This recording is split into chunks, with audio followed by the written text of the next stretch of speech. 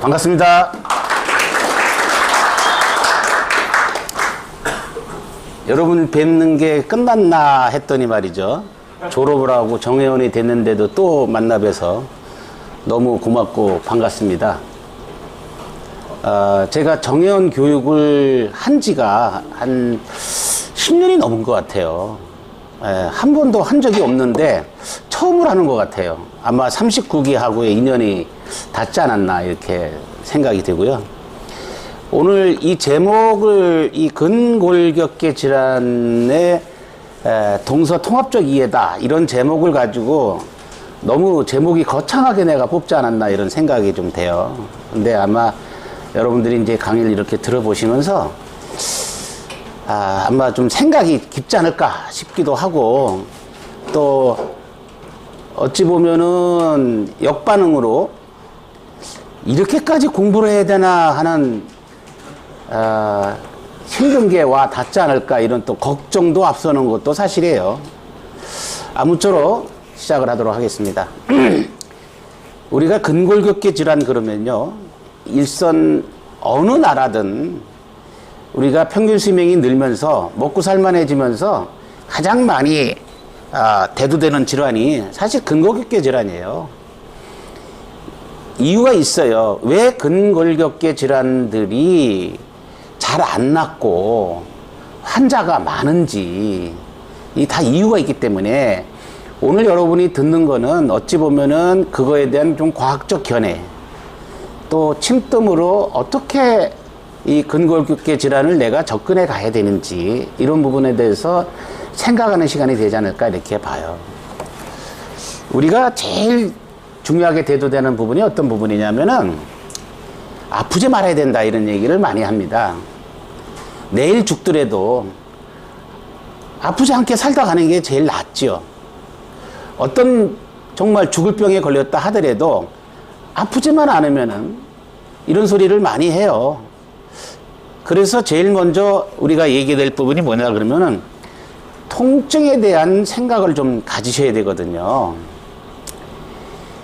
통증을 내가 어떻게 이해할 것이냐, 통증이 도대체 뭐냐 하는 부분이 어찌 보면 근골격계 질환에서 가장 중요하게 나오는 내용일 거예요. 자, 우리가요 2021년도에 전 세계의 사망 원인을 밝힌 하나의 그래프입니다. 제일 많이 죽는 게요 전 세계입니다. 심혈관 질환이 1위, 2위가 암, 3위가 코로나, 4위가 만성호흡기 질환이었어요. 코로나가 상당히 횡행하던 시절에도 결국은 심장마비로 죽는 사람이 가장 많았다는 얘기죠. 예. 그냥 이거는 그냥 우리가 이슈로 그냥 들으시면 되고, 그러면 한국은 어떠냐 이거예요. 우리나라가 작년도에 2023년도에 사망 순위를 보니까 이렇게 나왔어요. 1위가 신생물이에요. 신생물은 암 같은 거라고 생각하시면 되겠습니다. 암이 1위고 2위가 순환기 질환이고 3위가 호흡기 질환이었어요. 작년도 사망 원인이. 결국은 암하고 심장병이 제일 많다는 얘기죠. 여기서 좀 이 그래프를 가지고 분석을 해보니까 암으로 죽는 나이가 몇 살이 제일 많은가 했더니 70세에서 80세 사이에서 가장 많이 암으로 죽고, 그 다음에 심장병으로 죽는 나이가 75세에서 85세 사이에서 제일 많이 작년도에 죽었어요. 사람 사망이. 세 번째는 호흡기 질환은 75세에서 85세. 당뇨로 인해서 사망하는 나이가 75세부터 죽더라고요. 자살은 50세부터 제일 많았고, 기타 내분비 질환이나 신경계 질환이나 혹은 감염성 질환으로 인해서 사망하는 거는 70세부터더라. 실제 가장 많이 사망하는 연령대를 보니까. 그러니까 결국은 70세부터가 우리나라 사망은 시작이 된다라고 생각하면 틀림이 없지 않나 이런 생각을 해봐요. 자, 그런 이 그래프로 얘기하는 거니까요. 자, 먼저 우리가 이 동서통합적으로 이해를 하기 위해서는 어떤 부분을 제가 먼저 좀 말씀을 드리냐면 이런 부분이에요. 우리가 침과 뜸으로서 질환을 케어한다고 했을 때 내가 어떤 관점으로 보고 이분에게 혈자리를 잡아드릴까 라고 했을 때는 몸을 볼 것이냐 병을 볼 것이냐 가지고 처음에 그 부분부터 분석이 이루어집니다. 몸으로 치료하겠다라고 하는 거는 어찌 보면은 한의학적 개념을 가지고 치료하겠다라고 하는 것이고, 병으로 보고 치료하겠다라고 하는 거는 철저히 현대의학적 관점을 가지고 치료하겠다는 거예요. 그래서 병을 치료하냐 몸을 치료하냐 두 가지를 가지고 뭐 어떤 게 맞냐라고 얘기할지 모르겠지만 저는 이렇게 얘기를 합니다. 아시혈 또는 근린혈 중심으로 치료한다면은 그거는 현대의학적 개념을 가지고 치료하는 것이 훨씬 더 효과적일 것이다 라고 보는 거고, 몸을 치료하겠다라고 하는 거는 한의학적 개념을 가지고 치료하는 것이 맞을 것이다 라고 보는 거죠. 물론 이거는 절대는 아니에요. 일반적으로 그런 관점을 가지고 보고 치료에 임하라 이런 얘기입니다. 그랬을 때 이 몸을 한번 보겠습니다. 우리가 등에 배위혈을 가지고 놓고 볼 때도 분류가 이런 식으로 혈자리 분류가 돼 있어요. 이걸 오행으로 보면은 금, 화, 목, 토, 수의 개념으로 돼 있어요. 당연히 심장이 화인데 심장을 싸고 있는 거는 폐이기 때문에 폐가 제일 꼭대기에 있는 거고, 그리고 심장이 있고요. 가운데에 비위가 가운데 있지만은 왼쪽에 또 오른쪽에 간이 있지 않습니까? 그런데 간을 위라고 보고 아래에 신장 기능이 있어서 이러한 오행적 개념으로서 등도 유지하고 있더라. 그렇다면은 혈자리를 놓고 보더라도 폐유가 있고 심유가 있고 9번 쪽에서 간유가 있고 10번, 11번에 위유, 비유가 있고, 그죠? 그 다음에 요추 2번에 신유가 있지 않습니까? 그 분류를 놓고 보면은 이렇게 돼 있다, 이런 얘기예요. 이걸 우리는 이제 공부해서 아는 거지만, 자, 현대의학적으로 관점을 놓고 봤을 때는 어떻게 등짝이 이루어져 있냐, 이런 얘기예요. 보시면은 골격이 있고 그 위에 근육이 덮고 있잖아요. 그리고 피부가 최종적으로 근육과 또는 골격을 최종적으로 덮고 있어요. 이랬을 때 어떤 부분이 가장 얘가 중요한 이 등의 근육층을 유지하고 있느냐, 이런 부분들이 사실은 구조적으로 공부해야 될 부분이에요.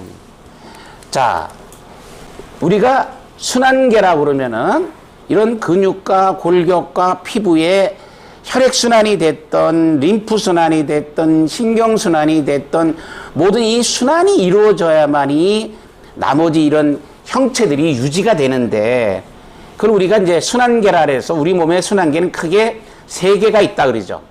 하나는 보다시피 신경계가 있어요. 이렇게 전신에 우리 몸의 신경은 전신에 뻗어 있어요. 두 번째는 혈관계가 있잖아요. 역시 혈관도 전신에 뻗어 있죠. 그 다음에 요건 림프계입니다.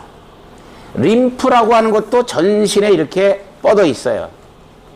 림프는 일종의 정맥 같은 거로서 혈액의 일종이라고 이해하셔도 되겠죠. 그 다음에 제사순환계라고 불려지는 게 경락이죠. 이 경락은 눈에 보이지는 않지만 존재를 한다고 보기 때문에 그 경락에 맞춰서 반응점인 경혈에다가 마사지를 하든가 지압을 하든가 침을 놓든지 뜸을 뜨든지 이런 행위를 우리가 한다, 이런 얘기예요. 자, 그러면 이 중에서 가장 통증하고 관계가 있는 부분이다라고 하면은 신경계와 그리고 근육계에서 우리가 살펴볼 수가 있어요. 자, 먼저 신경계 입장에서 놓고 봤을 때 신경은 대략 이렇게 뻗어 있어요. 이 신경을 이해해야 될 부분은 뭐냐면, 내가 통증을 이해하기 위해서는 근골격계 질환을 이해하려 그러면은 근육과 골격에 의해서 생기는 질환보다도 그 사이를 지나가고 있는 신경계를 이해를 해야 보다 근골격계 질환을 이해할 수 있게 돼요. 그러면 여기서 신경계를 내가 어떻게 이해해야 되냐 그러면은 신경은 크게 중추신경계하고 말초신경계로 이렇게 나눠요.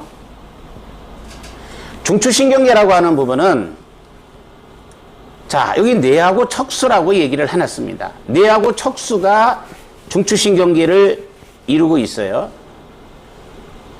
센트럴 너브 시스템이라고 하는 이 중추신경계는 여기에 병이 들었을 때 올 수 있는 질환들은 대부분 어떤 질환이냐 하면은 가장 대표적인 게 중풍이죠. 파킨슨이죠. 기타 여러 가지 뇌신경 정신과 쪽 질환이다 그러면은 우리가 중추신경계 질환이라고 얘기를 해요. 중추신경을 이해를 했을 때 여러분이 비로소 뭐냐면은 뇌졸중 치료는 어떻게 하고 파킨슨 치료는 어떻게 하고 기타 손의 위축증 치료는 어떻게 하고 등등의 이런 부분들을 이해를 하게 돼요. 척수를 이해를 해야 통증의 메커니즘을 이해할 수가 있어요. 척수를 이해했을 때만이. 자, 그건 나중에 이제 또 말씀드리겠습니다.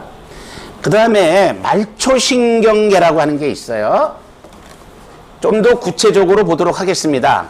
중추신경계는 뇌하고 척수로 이루어졌다라고 얘기하는데 그 뇌는 어떤 게 뇌냐 하면 이런 것들이에요. 여기 대뇌에서부터 시작해서 연수에 이르기까지 우리 머리를 브레인을 이루고 있는 중요한 기관이죠.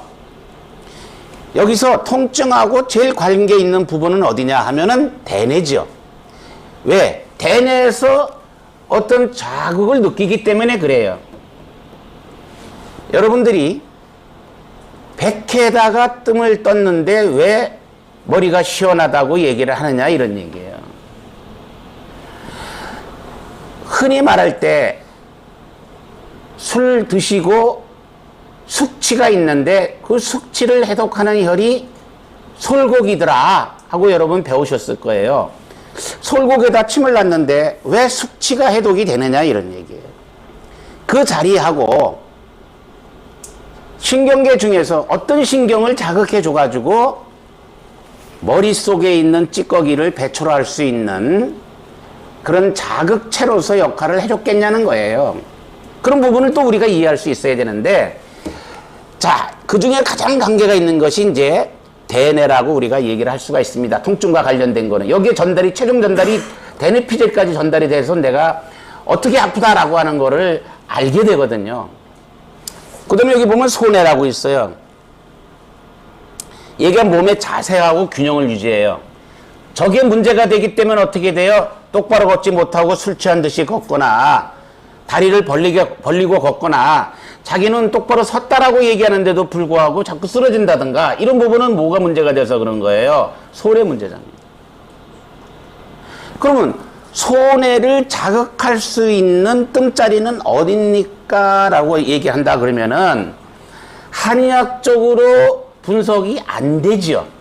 한의학적으로 소뇌자리, 대뇌자리, 연수자리, 간뇌자리 이런 자리가 어디 있어요? 이거는 철저하게 뭐야? 현대의학적 분석을 해야 이 자리를 내가 알게 되죠. 제일 중요한 게 이 부분이에요. 어찌 보면은 당뇨가 되는 원인이 여러 원인이 있지만 그 중에서 간내가 문제가 되더라도 혈당 조절이 안 돼서 나는 단 거를 많이 먹지도 않고 스트레스도 그렇게까지 받은 게 없는데도 불구하고 왜 내가 당이 높을까? 여러 이유가 있지만 그 중에 하나, 간내에서 조절을 못하니까 올 수 있는 거고요. 유난히 추위를 타는 분들이 있어요. 추위를 타는데 내가 왜 추위를 타야 되냐? 그 추위를 조절해주고 몸의 체온을 조절해주고 혈당을 조절해주는 게 간내인데 이 간내를 어떻게 조절해 줄 것이냐 하는 부분이 한의학적으로는 없다 이런 얘기. 제가 드리고 싶은 얘기는 자, 그러면 말초신경이라고 하는 걸 볼게요. 말초신경은 대부분의 근골격계 질환은 말초신경계 질환이다. 이렇게 보시면 됩니다. 제가 일부러 한자를 썼어요. 말초신경계 이렇게. 말자가 끝 말자예요. 그죠? 초자는 무슨 초자입니까? 요게. 나무 끝 초자예요. 나무 마디 끝 초자예요. 그러니까 초도 끝이라는 의미를 가지고 있어요. 그러니까 말초 이러면 뭐예요? 끝에서 끝이라는 뜻이에요.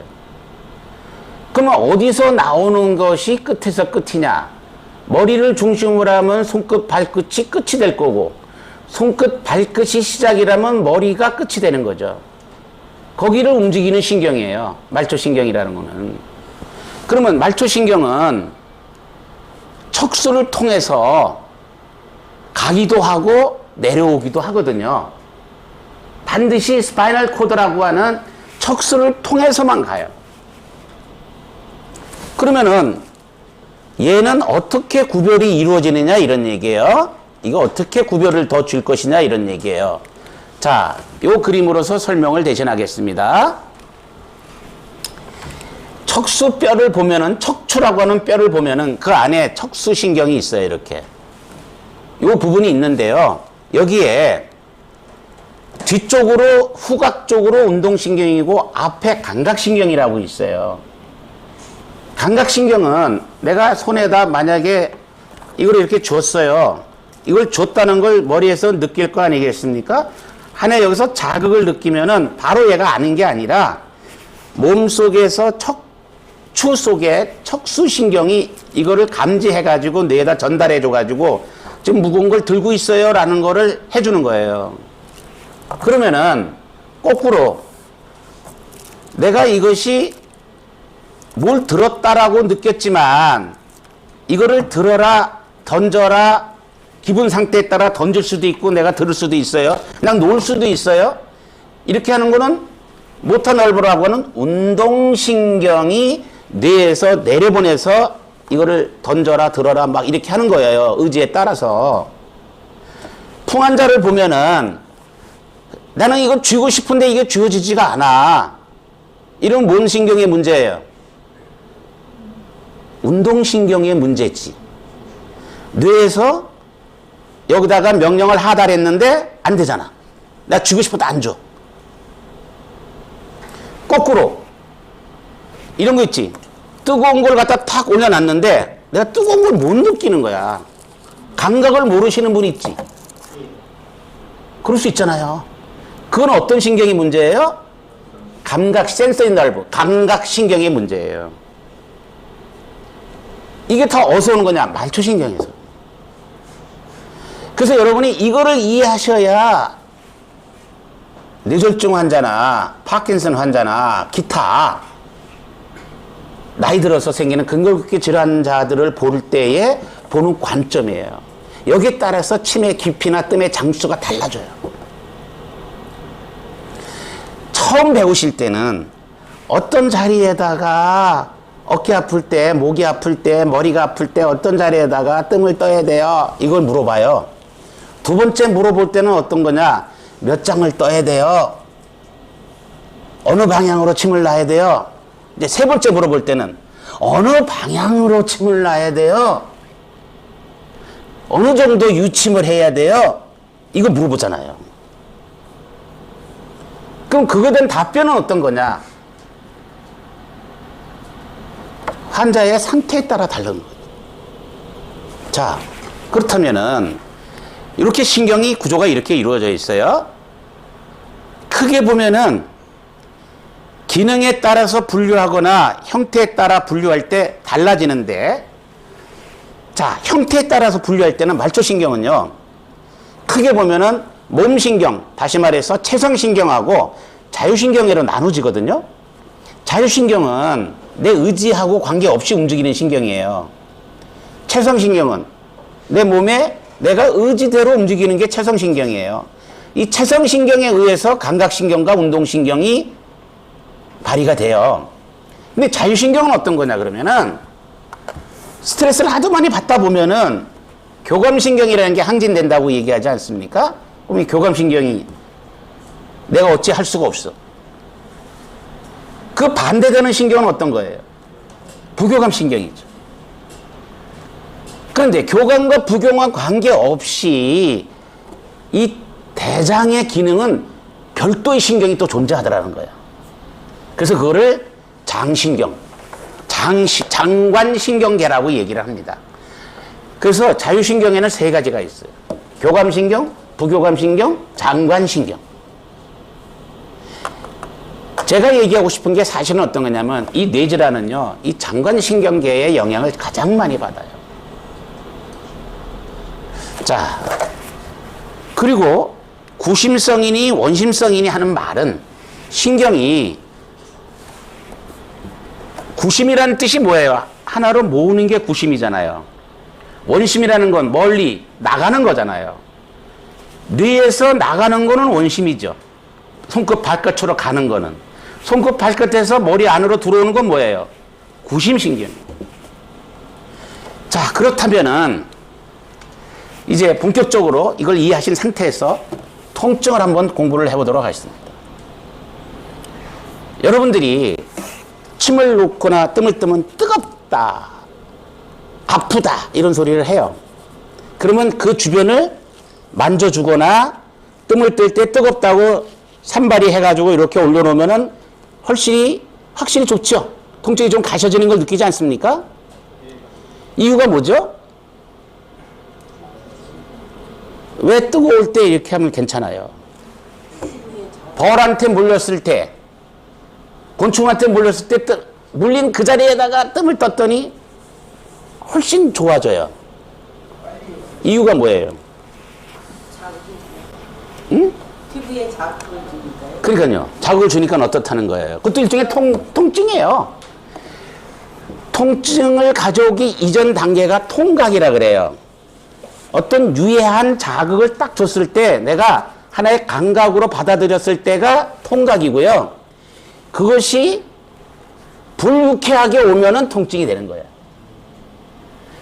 그런데 그 통증이 우리가 어떤 부분으로 보냐면은 지속 기간으로 놓고 봤을 때 얼마나 오랫동안 이 통증이 지속되느냐에 따라서 급성이냐 만성이냐 이런 소리를 하는데 근골격계 질환은 일반적으로 거의 대부분이 만성 질환이에요. 만성 통증이야. 허리 아픈 지 오래됐다 이거야. 어깨 아픈 지 오래됐다 이거야. 무릎 아픈 지 오래됐다 이거예요. 병원에 가도 왜 효과가 없는지 모르겠어요. 치료를 받는데도 더 심해지는 것 같아요. 이런 소리를 했을 때 내가 그걸 어떻게 이해를 해야 될 것이냐 이런 얘기. 자, 통증 중에서 제일 큰 게 암성 통증이에요. 우리가 암 환자를 치료를 합니다. 그러면 침뜸을 해서 암을 낫다. 폐암에는 어디다 치료하면 낫는 거고 간암은 어디다 치료하면 낫고 이거는 사실은 상당히 위험한 발언이죠. 그래서 대만이나 일본도요.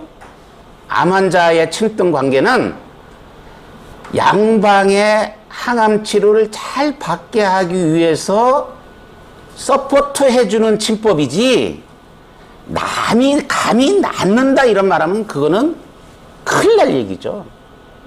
설사 좋아졌어요. 낫어요. 케이스가 몇 건이나 되겠냐고요. 정말 운이 좋아서 날 수도 있겠지만 낫는다라는 가정 속에서 시작하면 상당히 어려워진다 이런 얘기예요. 물론 자기 가족으로 할 때는 괜찮아요. 그런 어떤 신뢰를 가지고 해도 괜찮아요. 믿음을 가지고 하는 것도 좋죠. 하지만 객관적 평가는 어렵다는 얘기를 하고 싶은 거예요. 보조해 주는 거예요. 그랬을 때 암 환자한테 다룰 수 있는 건 제일 좋은 게 뭐냐? 암 환자가 가지고 있는 그 통증을 내가 어떻게 좀 가셔줘가지고 삶의 질을 높여줄 수 있느냐? 여기에 포인트를 맞춰주는 게 더 맞지 않나 이렇게 보는 거예요. 자, 지금 여러 통증들이 있어요. 다시 또 말씀을 드릴 거고요. 옛날에는요, 통증에 대한 개념을 어떻게 이해를 했냐면은, 이렇게 조직을 손상하면요, 팔을 다쳤어요. 그러면 통증은 그 팔에 있다라고 본 거예요. 머리가 아파요. 그 머리 아픈 원인은 머리에만 있는 거예요. 이러다가 이게 17세기 통증 개념이에요. 그런데 지금은 어떻게 되냐? 왜 아프냐 하는 것에 대한 연구를 해보니까 결국은 뭐예요? 어떤 해로운 자극이 있을 때 조직이 손상이 됐어요. 이거는 말초신경을 통해서 척수를 통해 가지고 결국은 뇌에서 느껴진다 이런 얘기예요. 그러면 여러분이 통증 클리닉을 갑니다. 통증 클리닉 가면은 나 너무 아파서 죽겠는데 통증 클리닉 가요. 그럼 거기서 할 수 있는 게 이거죠. 먼저 국소 마취를 해요. 그 부분, 아프다고 하는 그 부분에 마취를 쓸 수 있어요. 그 다음엔 뭐예요? 더 안 나. 그러면 척추 마취를 해야 돼. 그 다음에 안 나. 전신 마취를 해야 돼. 그러면 전신 마취의 개념이나 이 척추 마취의 개념은 그 부분의 신경을 어떻게 한 거죠? 신경이 제 기능을 하지 못하게끔 만들어 놓은 거잖아요. 그러면 침을 놓거나 뜸을 뜨면은 통증이 훨씬 가셔지는데 어떤 혈자리를 썼던 이유가 뭐냐 이런 얘기. 이유가 뭐냐. 자, 제가 이렇게 정리를 했어요. 보세요. 앞통초에 침뜸을 하면 통증이 덜해. 내가 아픈 부위에다가 뜸을 떴더니 통증이 덜해. 이게 원인이, 이게 과학적 기준이 뭐냐 이거예요.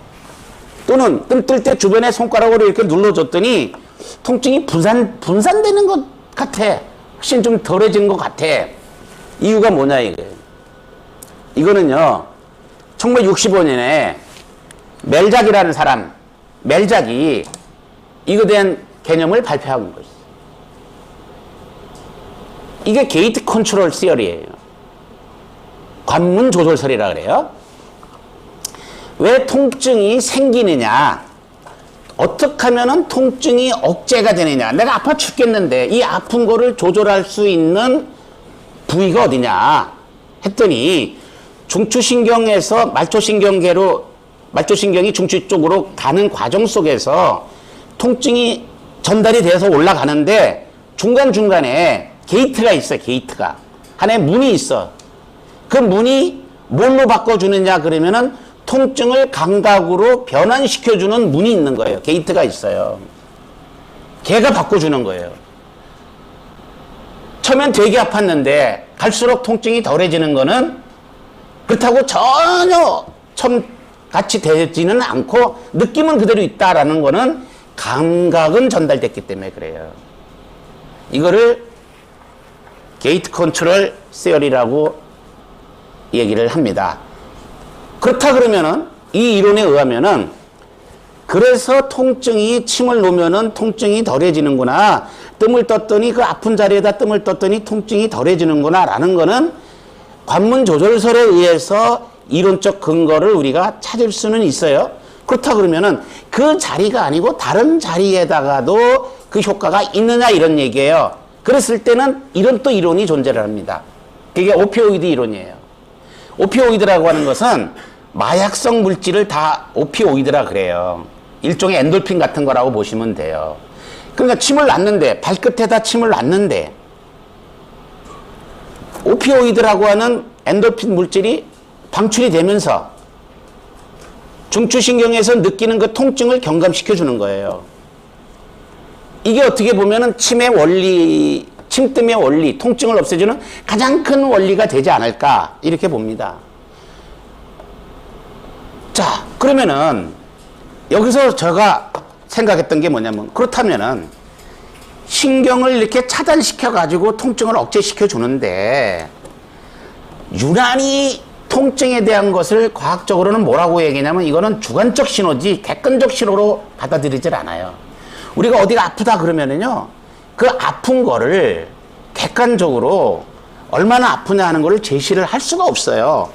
표로 나타낼 수도 없고 말하라 그래도 주관적으로 통증은 표현이 되는 거지 객관화 시킬 수가 없어요. 그러면은 이 부분을 좀 더 객관화 시킬 수 있는 부분이 있다면은 어떤 식으로 우리가 통증을 얘기해 줄 수 있겠냐는 거예요. 그러면 내가 몸이 아픈데 이 신경계에 원활한 신경의 흐름만 줘도 훨씬 더 통증을 경감시켜 주지 않겠나.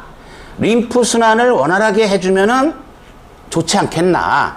혈액순환을 잘 시켜주면은 좋지 않겠나. 또는 경락을 제4순환계라고 봤을 때 경락을 이용한 침뜸을 통해서 경락의 흐름을 원활하게 해주면 이 또한 통증을 경감시켜 주는데 큰 역할을 하지 않겠나. 이런 생각을 해볼 수가 있게 되는 거죠. 그래서 우리가 어떻게 보면은 혈액순환과 관련된 부분은 음식을 통해서 혈액순환과 관련된 부분을 좀 많이 하는 편이고, 신경의 원만한 순환을 위해서라면은 명상이라든가 스트레스 해소 같은 어떤 자기 취미생활이라든가 이런 부분으로서 흐름을 원활하게 할 거고, 림프순환의 원활함은 마사지라든가 또는 목욕이나 뭐 이런 부분을 통해서 림프순환을 원활하게 해준다 이런 얘기예요. 경락순환은 어찌 보면은 이거는 경락이라는 것을 알아야 되기 때문에 경락을 공부한 분들의 침뜸과 같은 어떤 자극에 의해서만 경락의 순환을 도울 수가 있겠죠. 자, 그렇다면은 요걸 이제 이해를 했어요. 당장 내가 엄지손가락을 망치에 이렇게 찔렸어도 탁 아파도 호호하고 불면은 좀 가셔지는 것 같아요. 이 또한 관문 조절설, 올라가는 통증 신호를 감각 신호로 바꿔서 올려보내주는 게 관문 조절설이에요. 효과가 있다 이런 얘기예요. 아픈 자리에 만져주는 것도 효과가 있다 이런 얘기예요.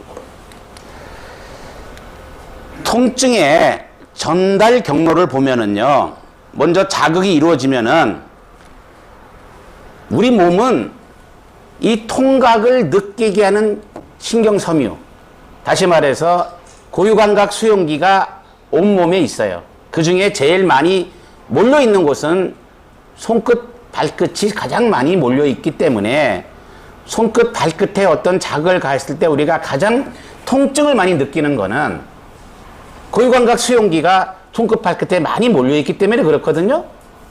자, 그렇다면은 거길 통해서 통증이 뇌에서 느낄 때는 말씀드린 대로 척수에 있는 후각을 통해서 올라가기 때문에, 그리고 나서 머릿속에 있는, 뇌 속에 있는 시상을 거쳐서 최종적으로 대뇌 피질, 대뇌의 피질로 들어갔을 때 통증을 느끼게 되거든요.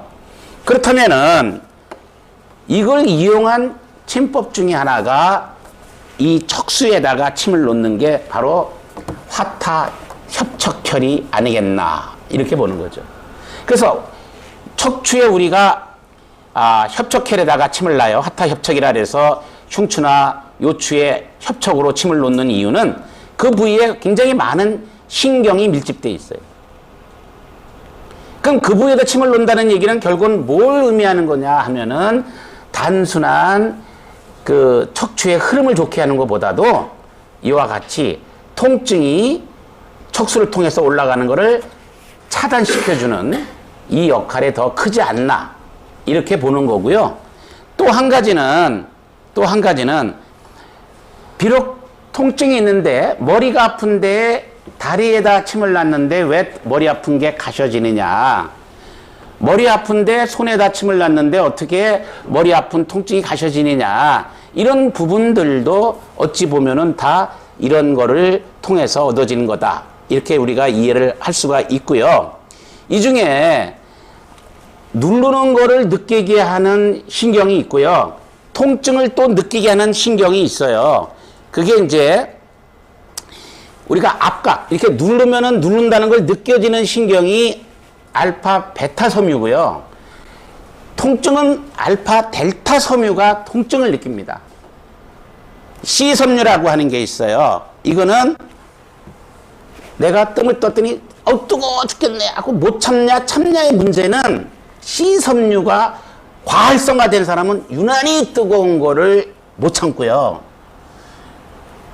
통증을 유난히 못 참는 사람들은 알파 델타 섬유가 문제가 생겼을 때 유난히 통증을 더 느끼고 덜 느끼고 이런 부분이 있다 이런 얘기예요.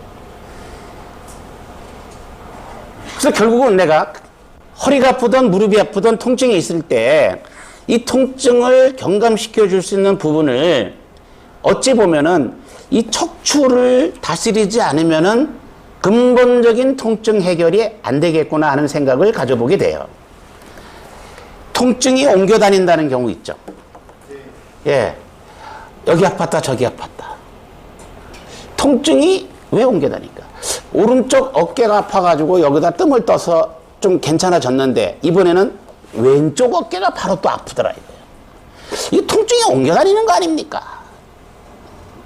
이 통증은요, 훨씬 강한 통증이 있으면은 그보다 약한 통증은 뇌에서 못 느껴요. 이거를 커튼 이펙트라 그래요. 장막 효과라고 그러죠. 그러니까 원래도 왼쪽도 아프고 오른쪽도 같이 아팠어요.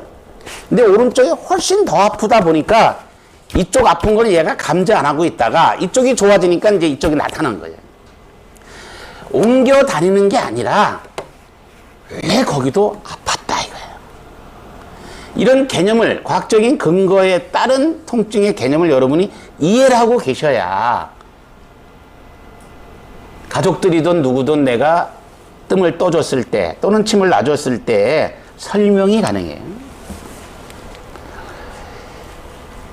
이번에는요, 물론 신경에서 느끼긴 하지만 근골격계 질환에서 제일 중요한 게 근육이나 근막이 이렇게 유착되면서 신경이 압박이 돼가지고 오는 통증이 많아요. 신경은 잘 흘러가는데 그 사이에 신경을 쥐고 있는 근육들이 유착이 돼. 근데 근육이 유착되는 것보다는 근막이 유착되는 게 훨씬 더 많죠. 근막이 유착되는 건 여러분이 경근이라고 하는 거를 이해를 하셔야 되고, 근육을 이해하기 위해서는 근육은 약 650개 근육이 우리 몸을 덩어리로 이렇게 근복이라는 근육 덩어리로 이루어져 가지고 몸체를 이루고 있어요. 그러나 여러 개의 근육을 묶어 놓은 거는 근막이라고 하는 걸로 이렇게 묶어 놨어요. 우리 몸의 근막은 일종의 이것도 트레인이 있어요. 길이 있어요. 경락은 11개지만 12개지만 12경근 이렇게 얘기하지만 트레인은 이 근막은 7개의 근막으로 이루어져 있어요. 존 메이어라고 하는 사람이 근막 경선이라는 책을 쓰면서 실제 구조적으로 근막으로 우리 몸들이 근육들이 이루어져 있다, 이렇게 연결되어 있다 하는 거를 발표했죠. 그래서 책을 써냈는데 그게 굉장히 많이 보죠, 사람들이. 몇 개는 우리가 얘기하는 12경근하고 일치되는 게 있어요. 어떤 부분은 조금 불일치되는 것도 있지만 일치되는 것도 꽤 있거든요. 그래서 이 12경근이라고 하는 이 경근하고 아나토미 트레인하고 연관성이 상당히 있구나 하는 걸 또 느끼게 됩니다. 자, 그러면은 여기 보시면은 이 근육이 펌프질을 해요. 동맥이라고 하는 거는 심장에서 말단까지 심장이 펌프질을 해서 내려가지만 말단에 가 있는 혈액이 터닝이 돼가지고 다시 심장으로 되돌아 올라갈 때는 정맥이라고 하는 걸로 올라가지 않습니까? 그럴 때 정맥이 어떻게 해서 올라가느냐 하면은 심장에서 내려보낸 발끝까지 내려갔던 혈액이 작용 반작용의 법칙에 의해서 조금은 올라와요. 그 다음에는 근육이 수축이완하면서 올려보내는 거거든요. 특히 종아리가 그런 이유는 뭐예요? 거기서 부하가 제일 많이 걸려요. 그래서 하지정맥류라고 하는 것이 있는 거고, 특히 종아리는 심장에서 펌프질이 약했을 때 치고 못 오는 거죠. 그러면 좀 강한 사람들은 종아리 비복근이 굉장히 수축이완을 해줘가지고 끌고 올라가줘야 되는데 심장이 약하면은 못 끌고 올라가. 그럼 정맥은 또 간이 주관을 하다 보니까 간하고 심장이 콜라보가 돼줘야 되는데 그게 안 되면은 잘 때 다리에 쥐가 잘나요 이런 소리를 하게 되잖아요. 그렇다면은 근육이 수축이완이 나이 들면서 이게 잘 안 되다 보면 그 사이를 지나가는 신경이나 혈관이 눌려가지고 순환이 제대로 안 이루어지니까 이제 문제가 되는 거고, 또는 결린다 그러기도 하고 또 아프다 그러고, 이런 부분은 이런 근육 사이에 혈액이 쭉 지나갈 때 이렇게 좋게 싹 지나가야 되는데 중간에 이렇게 끊긴단 말이에요. 이렇게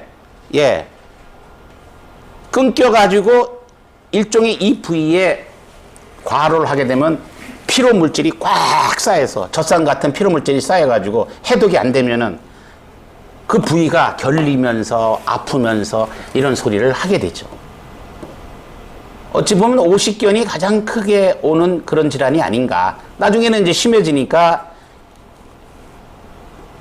저맥낭에 염증이 생겨서 오십견 같은 질환이 오게 되겠죠. 자, 그러면 여기까지 일단은 보시고요. 결국은 이 통증의 전달이 이런 식으로 오게 되는데, 만성 통증이라는 거 하는 거는 왜 자꾸 치료를 받아도 아픕니까? 라는 거는 중추 감작 때문에 그래요. 이거는 무슨 말이냐면요. 대상포진 통증이 심하다는 거 들어보셨죠? 류마티스 관절염, 골관절염, TMD라고 하는 거는 템포럴 맨디블러 디스오더라 그래가지고 이 척도 화학관절에 장애가 온 거예요. 턱관절 이상. 그런가 하면은 섬유근육통, 경환통, 엘보, 요통 같은 근골격계 질환이나 신경병증성 통증, 복합부위 통증 증후군, CRPS라고 해서 복합부위 통증 증후군이라고 엄청난 통증을 가져오는 게 있어요. 또 그런가 하면 수술 받고 나서 통증이 있는 경우, 또는 내장기관의 문제가 과민성으로 나타나는 통증, 이런 통증, 과민증 이런 경우가 많이 생기는데 이게 왜 이런 게 오느냐. 조금만 자극을 줘도 아프다고 하는 이유가 뭐냐 이거예요. 이제 날 때도 됐는데 이게요, 저자극임에도 불구하고 과잉으로 통증이 과한 반응을 일으키는 거예요. 이거를 중추감작이라 그래요. 만성통증은 여기에 있어요. 만성통증은요. 자, 그래서 이거를 어떻게 잡아줄 거냐 이런 얘기예요. 이 중추감작을 어떻게 잡아줄 거냐가 만성통증을 어떻게 해소하면 됩니까? 라는 얘기하고 똑같아요. 자, 첫 시간은요, 제가 준비를 할 때는 이 통증의 개념하고 근골격 질환의 개념하고, 그리고 시간이 되면은 목 통증하고 이렇게 쭉 이어져서 말씀을 좀 드리려고 했는데, 시간상 목 통증은 어려울 것 같고 전체적인 통증에 대한 개념하고, 그러면 침자리나 뜸자리를 어떻게 잡아줬을 때 전체적인 통증을 개선시켜 줄 수 있느냐, 이게 메인이기 때문에 그 얘기는 2시간째 제가 할 거예요. 그렇다면은 다시 앞으로 왔어요. 통증의 3가지 이름이 있어요. 첫째가 아까 말씀드린 대로 통각이라는 게 있어요.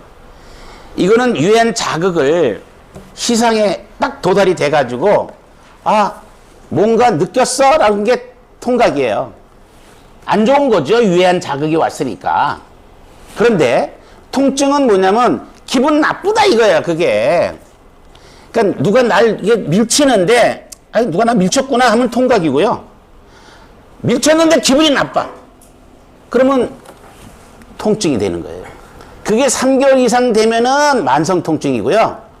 이 만성 통증은 단순한 기계적인 충격하고는 다르죠. 침을 놨더니 그 자리가 너무 아파. 그래서 침 맞은 자리를 이제 만지는 거야. 막 비벼. 아프니까. 그러면 게이트 컨트롤 시어리에 의해서 좀 가셔져. 좀 시간 지나니까 그 다음엔 괜찮은 거야. 이건 통증이라고 우리가 얘기할 수 없지만 그 순간은 통증을 느꼈어요, 내가. 그런데 그런 지가 3개월 이상 지속됐다 이거예요.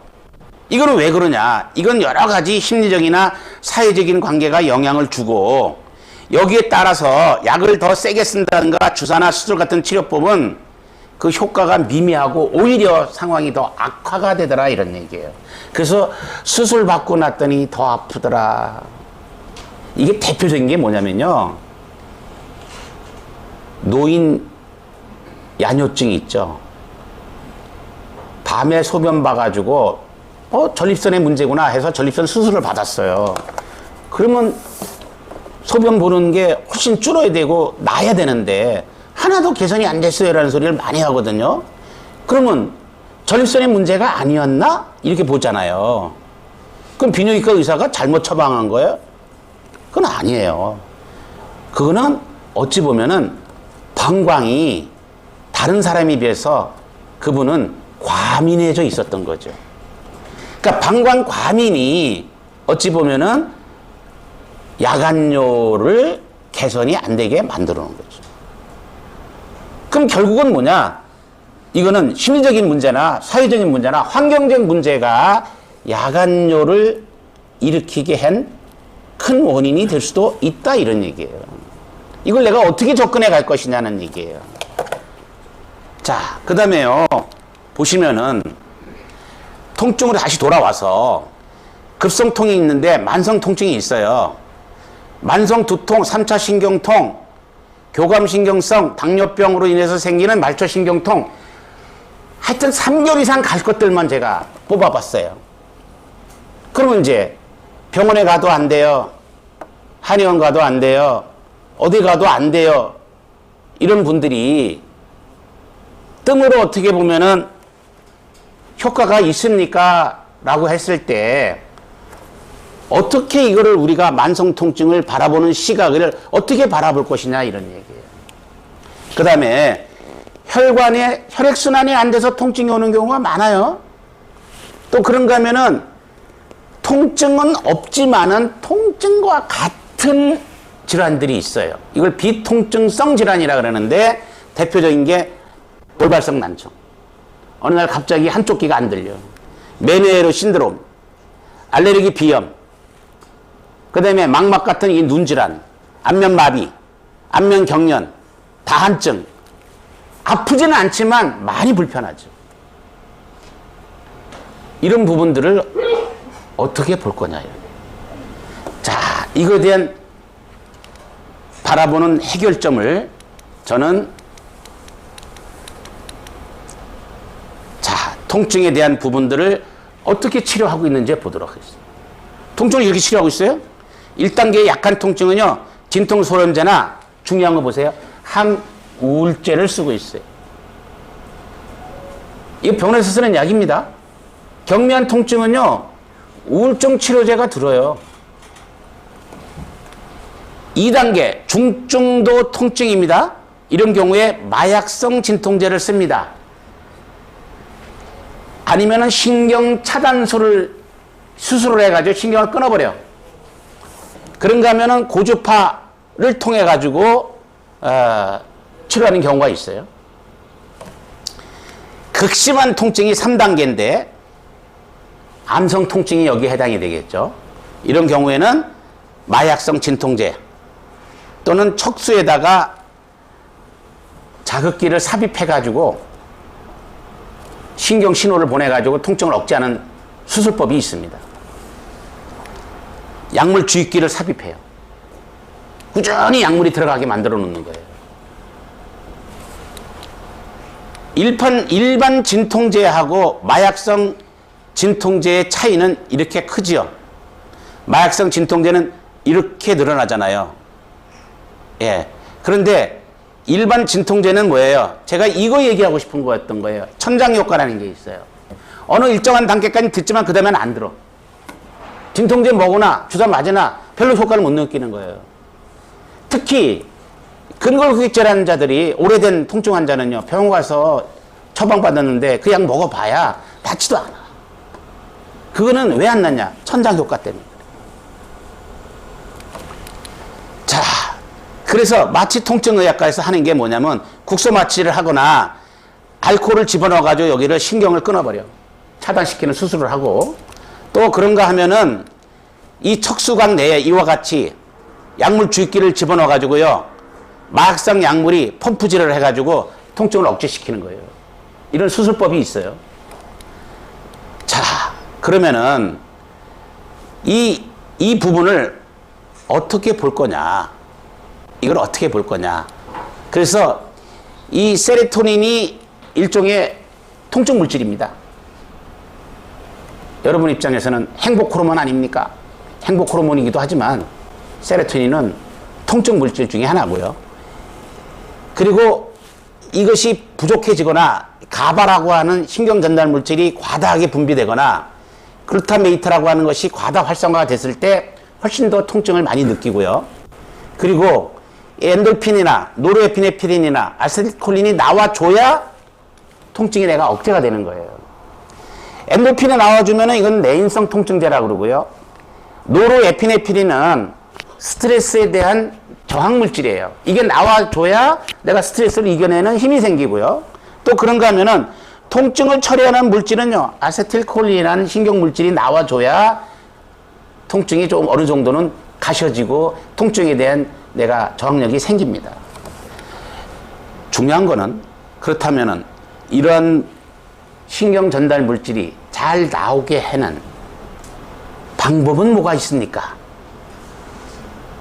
이거 있겠습니까? 이런 거잖아요. 병원에서는 이렇게 쓰는데 그러면 침뜸에서는 어떻게 하면은 이거를 어떤 방법으로 해주면은 좀 도움이 되겠습니까? 이 얘기는 10분간 쉬었다가 하도록 하겠습니다.